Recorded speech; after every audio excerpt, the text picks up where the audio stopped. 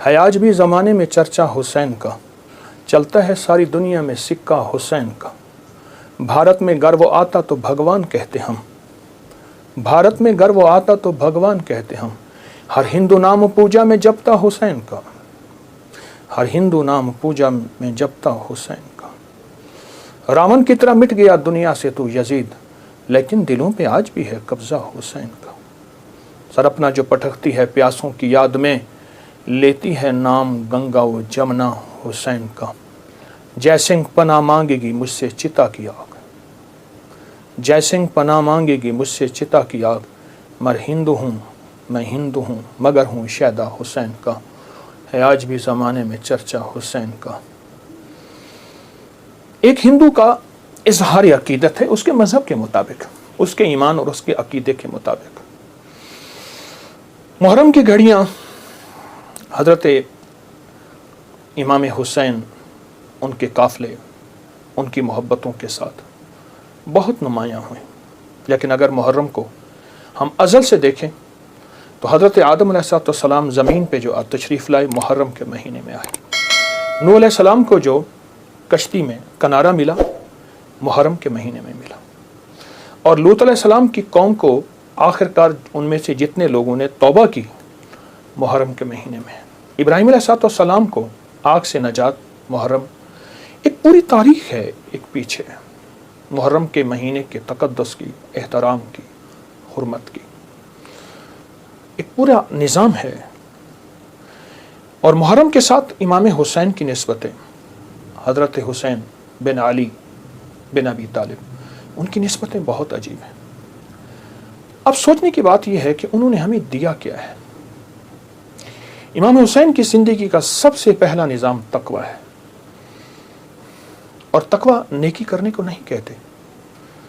کسی نے حضرت عباس رسول اللہ صلی اللہ تعالی وسلم کے چچا، ان کے بیٹے حضرت عبداللہ بن عباس سے پوچھا تقوی کس چیز کا نام ہے؟ تو پوچھا نہ کرنے کا نام ہے، کرنے کا نام تو نہیں ہے۔ فرما دیجئے کیا کرنے کا نام، کیا نہ کرنے کا نام؟ فرمایا تقوی گناہ نہ کرنے کا نام ہے۔ ایک بندہ بہت زیادہ نیکیاں کرتا ہے اور پھر بہت گناہ کرتا ہے، اس کو متقی نہ کہا جائے گا۔ فلسفہ حسین تقوی کا نام ہے، فلسفہ حسین قربانیوں کا نام ہے۔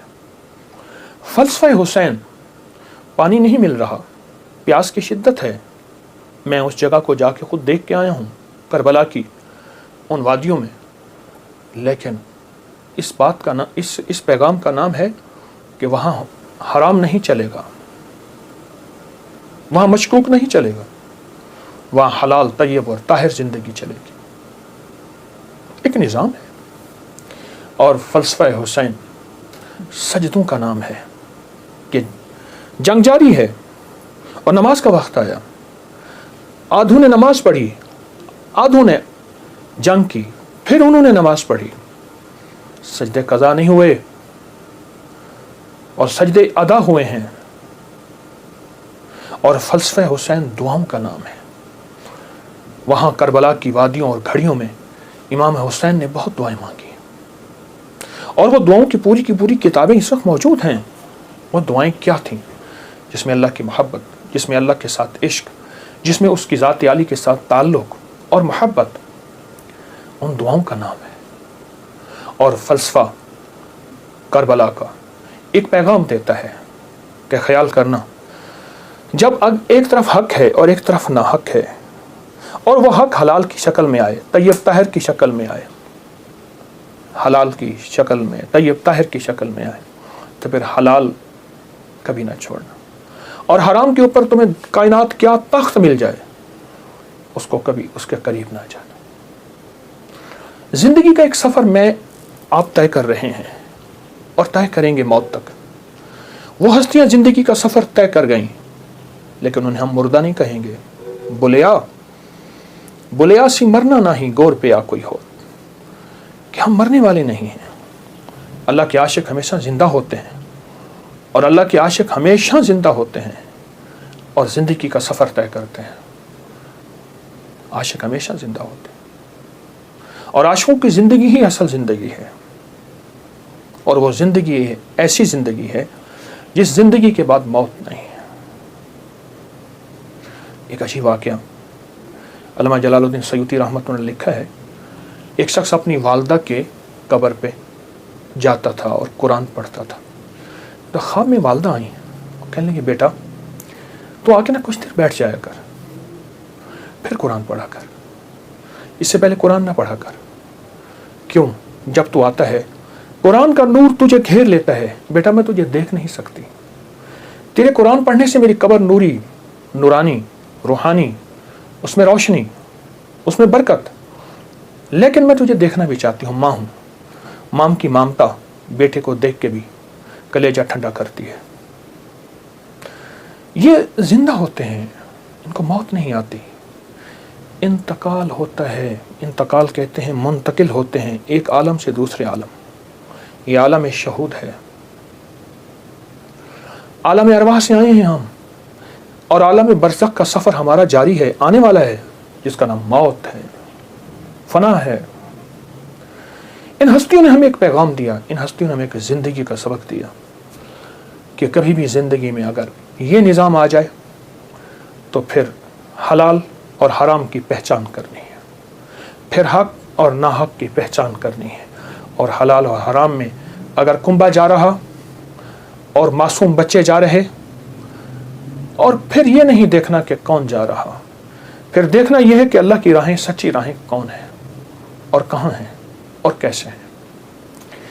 امام حسین کی زندگی میں اور ان کا جتنا بھی قافلہ تھا، ان کی زندگی میں کچھ وظائف بھی ملتے ہیں جو میں لوگوں کو بہت بتاتا ہوں، اور اس سے بہت فائدہ ہوتا ہے اور اس سے بہت نفع ہوتا ہے۔ ایک عمل دیتا ہوں، بہت زندگی میں کام آئے گا، ان مبارک گھڑیوں کے حوالے سے ایک عمل دیتا ہوں اور اس سے بہت فائدہ ہوگا۔ وہ عمل یہ ہے کہ آپ 2 تسبیح سورۃ فاتحہ کی پڑھیں، اول آخر 3 دفعہ درود شریف، اور سورۃ فاتحہ کی 2 تسبیح پڑھ کے اور اس کا ہدیہ حضور کے گھرانے کو ہدیہ کریں،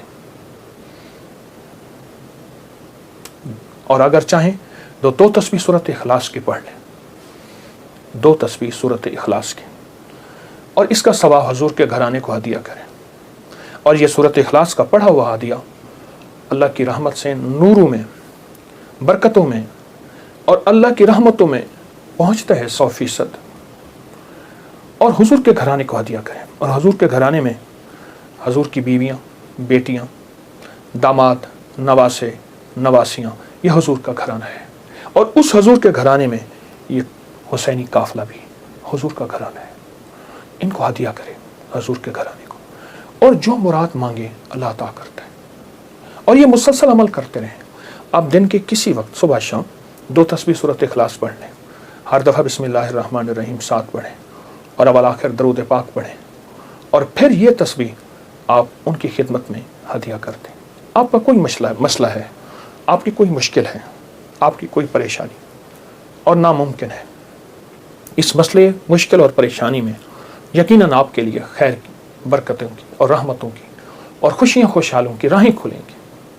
بے اولاد ہیں، بے گھر ہیں، بے در ہیں، درد مند ہیں، مریض ہیں، کوئی افاقہ نہیں ہو رہا، جادو، جنات، اثرات، بندشیں، ناکامیاں، مشکلات، راستے بند ہیں، کوئی زندگی کی مشکل ہے جہاں آپ کہتے ہیں کہ بس ہم ٹھہر گئے ہیں اور اس کا حل صرف موت ہے، اس کے علاوہ کوئی راستہ نہیں، تو آپ بہت زیادہ حیرت انگیز یہ وظیفہ اور بہت حیرت انگیز یہ تجربہ پائیں گے اور اس کی برکات پائیں گے۔